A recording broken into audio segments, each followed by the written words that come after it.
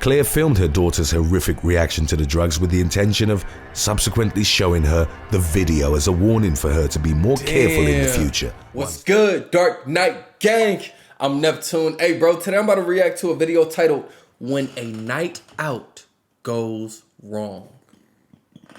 Yeah, man. We're going to hear about people that went out for a night. Oh, let's have a night of drinking and partying, hanging out with friends. A good night out with friends. And you never see them or hear from them again. This should be a good video. I'm ready to hop into this video. Shout out to the gang. Everybody have a good day. Have a great day. Listen, man. Life is good. Life is great. I hope life for you is going well as well. You feel me? Shout out to the gang. Let's hop into this video. Let's go. In August of 2021, British teenager Millie Chapman and her friends went out in Southend, Essex, to celebrate the lifting of lockdown restrictions. It was reportedly Chaplin's first night out to the club, as her 18th birthday, which she'd celebrated the previous November, had been marked by a quiet meal at home with her family. She and her companions had cocktails at a local pub before making their way to a club called Moo Moo's. During the course of the evening, Chapman began talking to a young man on the dance floor and reportedly accepted a drink from him. Before long, she started feeling sick and went outside, whereupon she began experiencing blurry vision. Her speech became slurred and she had trouble standing upright. Her friends got so worried that they called Chaplin's sister, 28-year-old Sadie, who arrived at the scene and rushed her to the emergency room. It was there that they were later joined by Claire, Chaplin's mother. Talking to a media outlet, the 48-year-old woman compared the state in which she'd found her daughter to a scene from The Exorcist. Claire reported her hands were clawed, her jaw was clenched, and her face was so distorted she looked possessed. It was determined that Chaplin's drink had been spiked, although the exact substance remained unclear, with MDMA or ecstasy derivatives being named as the likeliest drugs based on her symptoms. Claire filmed her daughter's horrific reaction to the drugs with the intention of subsequently showing her the video as a warning for her to be more careful in the future. Once Chapman recovered a few hours later, she urged her mother to post the footage to a Crime Watch Facebook group, hoping it would serve as a cautionary example for parents and other young people. The video of her horrifically contorted face and body went viral. Some commenters argued that Chapman had intentionally taken the drugs that caused the paralyzing reaction, but she vehemently denied ever doing so, an assertion wholly supported by her family. Bro, that's shady right there. She just went out to have a good time to celebrate her 18th birthday with some friends, and some dude gonna spike her drink. That's a danger that most women have to worry about. Us men, we don't necessarily have to worry about that, but you should still be on the lookout. But that's shady, bro. I'm glad nothing happened to her. Like, she didn't get date raped or anything. You know what I'm saying? But you see the way she looked? Jaw clenched, hand clenched, jaw to the side. Like, I've seen many people on ecstasy. You know what I'm saying? And I've done ecstasy quite a few times. And I've never seen that. They do say you can clench your jaw. So maybe her body just reacted to it wrong.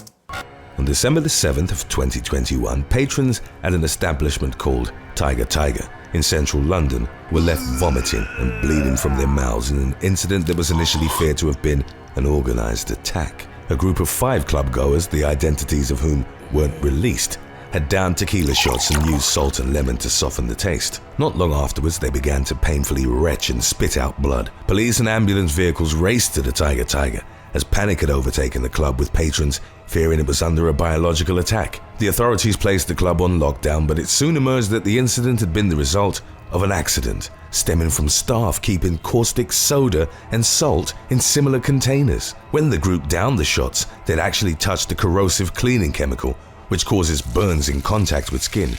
Because of its effectiveness in decomposing proteins, the substance, also known as sodium hydroxide, is also used to dissolve animal remains, particularly roadkill. The injuries the club goers had sustained weren't reported as life-threatening, although one of them still required hospital treatment over a month after the incident. Good thing they didn't die. You heard the substance that they drank, what it's used for, is used to get rid of animal remains on the side of the road. I believe that's what he said. So you know how acidic it is, probably? In May of 2021, a man from New Jersey was killed following an argument at a gentleman's club made famous by the HBO series The Sopranos. 38-year-old Marko Gubarovich had gotten into a fight with other patrons at Satin Dolls. in Lodi, which was known as Bada Bing, on the aforementioned TV series. As the conflict spilled outside, shortly before 4 a.m., a group of 5 men beat Gubarovich into unconsciousness and abandoned him in the middle of the highly circulated Route 17. Moments after the assailants had fled the scene, a driver who wasn't identified sped down the road in a 2020 BMW M8 and failed to notice Gubarovich. The man was fatally struck and his body was gruesomely mangled after being dragged under the vehicle for approximately 600 feet. Kevin Agudelo, Christian Reyes, and Julio Peña were arrested alongside brothers Adrian Hotti and Ferro Hotti. The suspects, all in their early to mid-20s, were identified through surveillance footage and witness testimonies. The authorities determined they displayed extreme indifference to human life and each faced charges of aggravated manslaughter and endangering an injured victim.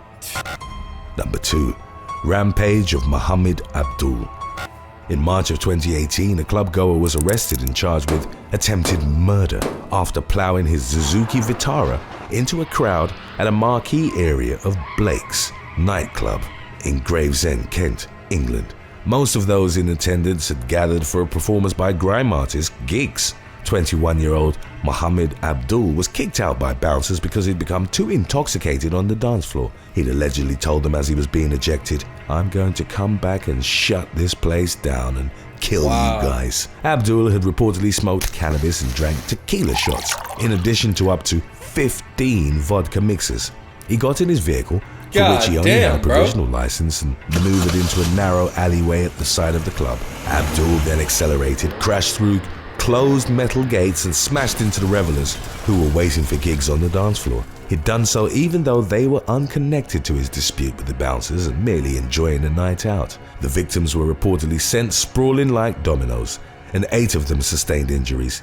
Pierre Jermaine Joseph, who was at the venue to film gigs, was pinned by the Vitara and suffered a fractured shin bone and knee. 18-year-old Katie Wells went under the vehicle and was left with a fractured pelvis, bruising and tire marks on her thighs. Clubbers pulled Abdul out of the Vitara and detained him until police arrived at the scene. Prosecutors noted that Abdul had an obvious intent to kill in the revenge attack, and he was eventually jailed for 28 years and banned from driving for 16 years. Number 1. That's it for 28 years? I guess. He could say, "I was out of my mind. I was high, I was drunk." He said 15 tequila shots. Nigga, I would have blacked out as well. Borderline bar and grill shooting. But still, 28 years? I don't think that's justice.